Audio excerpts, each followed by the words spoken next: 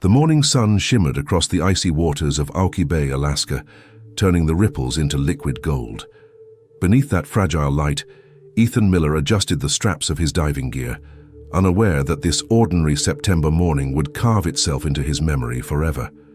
With over a decade of diving experience and hundreds of underwater expeditions, Ethan thought he had seen everything. Glacial caverns that glowed like cathedrals, playful seals brushing against his fins, entire worlds, suspended in silence.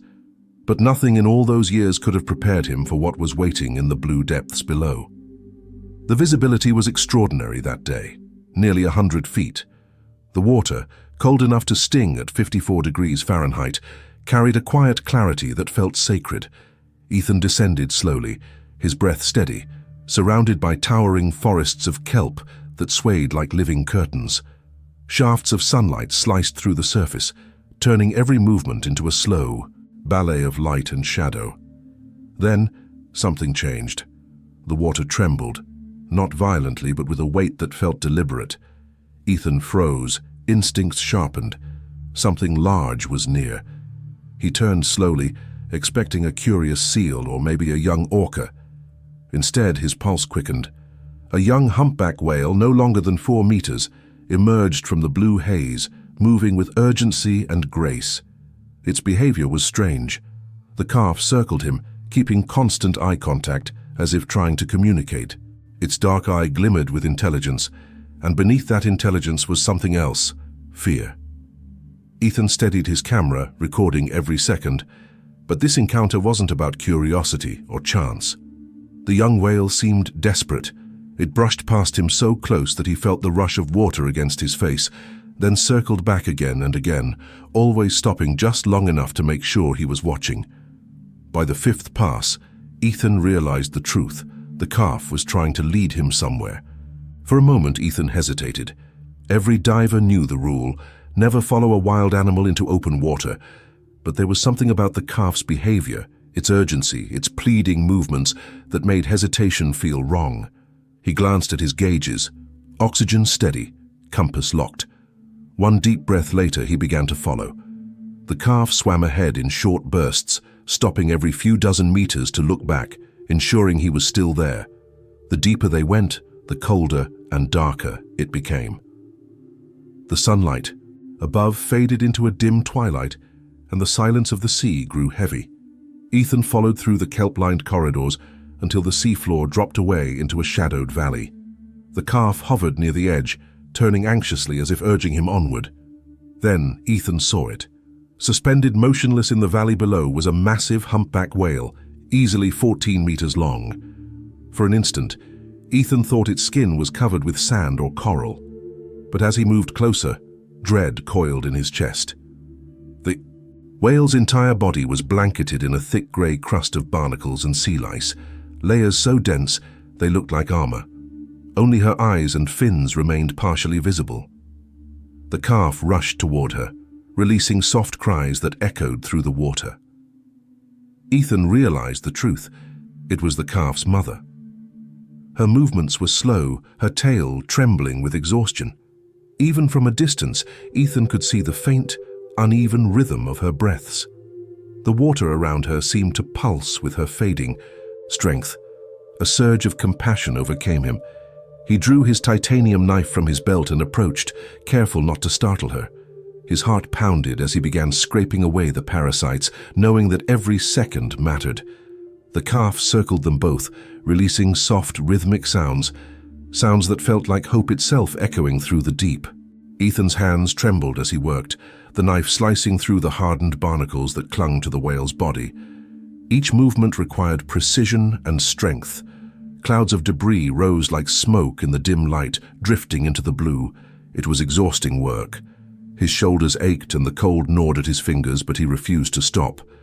Each cleared patch of skin revealed raw wounds beneath, the silent evidence of suffering that had lasted far too long. The mother's eye followed him slowly, heavy with pain but still alive, still aware that he was there to help. Every flicker of her tail, every faint movement of her body reminded him that she hadn't given up. The calf swam beside them, restless but never aggressive.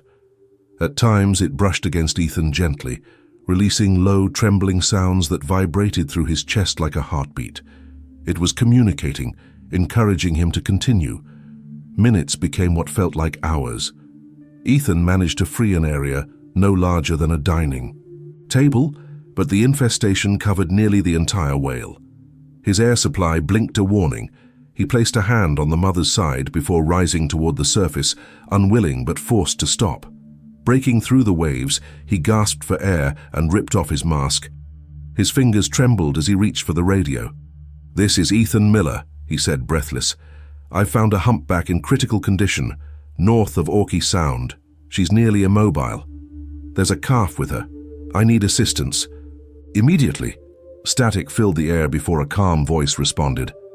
"Copy that, Ethan. Marine Rescue Team inbound. ETA 55 minutes. Maintain position." He looked back at the ocean, where faint ripples marked the whale's presence below. 55 minutes felt like an eternity, but he wasn't leaving them alone.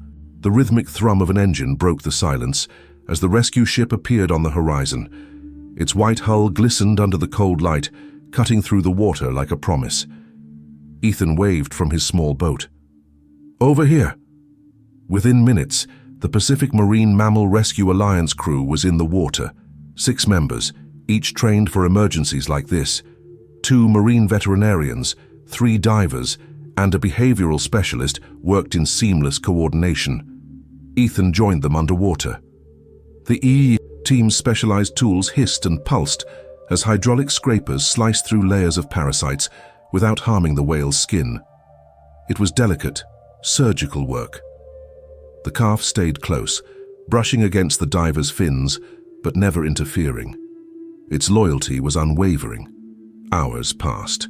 As more of the whale's skin was freed, Dr. Maya Bennett, one of the vets, signaled Ethan toward a swelling on the whale's side. The tissue bulged unnaturally. Even through the dim light, something inside seemed wrong. They surfaced. Dr. Bennett pulled off her mask, her face pale. "There's a mass inside her abdomen," she said. "We need to bring her to the rehabilitation center now. Whatever's inside, it's killing her." Ethan nodded silently, glancing back at the calf which lingered near the ship's hull, refusing to leave its mother's side. It was as if the young whale understood everything. The rescue vessel groaned as it lifted the massive whale into specialized pontoons, guiding her toward the Juneau Marine Rehabilitation Center. The calf swam alongside the ship the entire journey, never drifting more than a few feet away. By the time they arrived, night had fallen. The team lowered the whale into a vast seawater pool, illuminated by cold white lights. Her breathing was shallow but steady. Dr. Bennett ordered a full scan. Portable ultrasound devices swept across the whale's body. The monitor flickered with moving shades of gray, muscle, organs, then something dark and foreign. "That's not tissue," said one of the technicians, voice tight. "It's synthetic material." They watched in disbelief as the ultrasound revealed a tangled shape inside the whale's stomach, a foreign object lodged deep within her. Ethan clenched his fists. She swallowed something. Dr. Bennett nodded grimly. "And it's killing her from the inside. We have to operate immediately." The team moved with speed and precision, inflating pontoons around the whale to stabilize her in the medical pool. Lights illuminated the water as the surgical team prepared their instruments. For Ethan, the realization was crushing. This wasn't nature's doing, it was humanity's, and now only humanity could undo it. Floodlights glared across the pool as the rescue team began the delicate operation. The air was filled with the low hum of machinery, the rhythmic beep of monitors, and the scent of sterile salt water. Ethan stood at the rail, motionless, watching as the divers guided the surgical instruments below the surface. Dr. Bennett's calm voice carried through the radio. Anesthetic steady, heart rate consistent, proceeding to incision. For hours the team worked, peeling away layers of tissue until a faint metallic glint shimmered under the light. "There it is," whispered one diver. They lifted the foreign object carefully, enclosing it in a containment net before bringing it topside. When it hit the deck, everyone fell silent. It was a fragment of industrial fishing net, tangled with lead weights and soaked in a thick, oily residue. The stench of chemicals filled the air. "That's anti-fouling compound," said the lab technician. "Contains tributyltin, banned years ago. This stuff is lethal." Dr. Bennett's expression hardened. The toxins must have spread through her bloodstream. We caught it just in time. They stitched the incision using dissolvable biopatches and infused her system with antibiotics and detox agents. Hours later, the pool grew still. Then the whale's tail twitched weakly. Her heart rate steadied. The team exhaled in unison. Ethan felt his throat tighten. Through the glass, the calf pressed its fin against the tank, releasing a soft, echoing call, a sound that filled the room with hope. Days turned into weeks within the Marine Center, each one marked by slow progress and unwavering devotion. The whale floated peacefully now, breathing stronger with every sunrise. Her skin glowed with renewed color, her massive body healing from the scars of human neglect. Ethan visited every day, documenting her recovery with photos and quiet observation. Though he wasn't officially staff, he had become part of the story, part of the family. The calf never left. It circled its mother in the outer pool, releasing haunting songs that echoed through the water. Scientists called them songs of comfort, lullabies of the deep. Each time Ethan's voice was recorded nearby, the calf's melodies shifted pitch, as if responding to him. Dr. Bennett smiled one morning as she reviewed the data. "It's rare to see such devotion. He's communicating, not just with her, but with us." Under the soft glow of the overhead lights, Ethan watched as the mother whale began moving more freely, her breathing calm and rhythmic. The swelling had faded, and her appetite had returned. The rescue team celebrated every milestone. Each small improvement felt monumental, a reminder that compassion could heal even the deepest wounds. Ethan pressed his palm against the glass, and the calf glided near, mirroring his movement. In that quiet connection, Ethan felt something profound. This wasn't just about survival anymore. It was about a promise, to protect, to remember, and to never look away again. By mid-October, sunlight danced on the water like fire. The day of release had arrived. Crowds gathered along the pier as the center's gates creaked open. On the escort vessel, Ethan steadied his camera, though his hands trembled with emotion. Dr. Bennett gave the signal. "Vitals stable, let's set them free." For a long moment, the whales didn't move. The mother hovered near the gate, her calf at her side, both motionless, as if trying to understand that freedom was real. Then, with a slow, deliberate motion, the mother began to glide forward. The calf followed, pressing close against her body. Together they slipped through the open gate and into the ocean beyond. The crowd held its breath as they disappeared beneath the surface. Seconds later, a thunderous splash shattered the silence. The mother breached, soaring through the air with majestic force. A heartbeat later, the calf followed, twisting beside her in a burst of joy. The two whales leaped again and again, the sound of their bodies striking the water echoing through the bay. Tears glistened on faces across the shoreline. Even the hardened rescuers stood speechless. Ethan lowered his camera, eyes wet. "They made it," he whispered. As the whales swam north toward the open sea, they turned once side by side, raising their tails in unison before disappearing into the endless blue.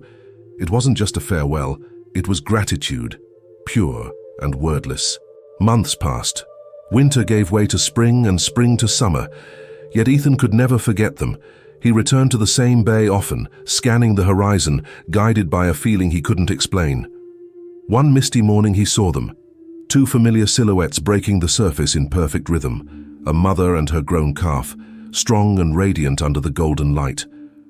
The calf bore a faint scar near its fin, a silent reminder of the journey they had shared. Ethan's heart raced. As he approached slowly, in his boat, the whales turned toward him. The mother breached, sending a spray of water into the air. The calf followed, circling his vessel with deliberate grace. Low, melodic notes vibrated through the hull, the same haunting song the calf had sung months before. Ethan leaned over the edge, whispering, "You remember."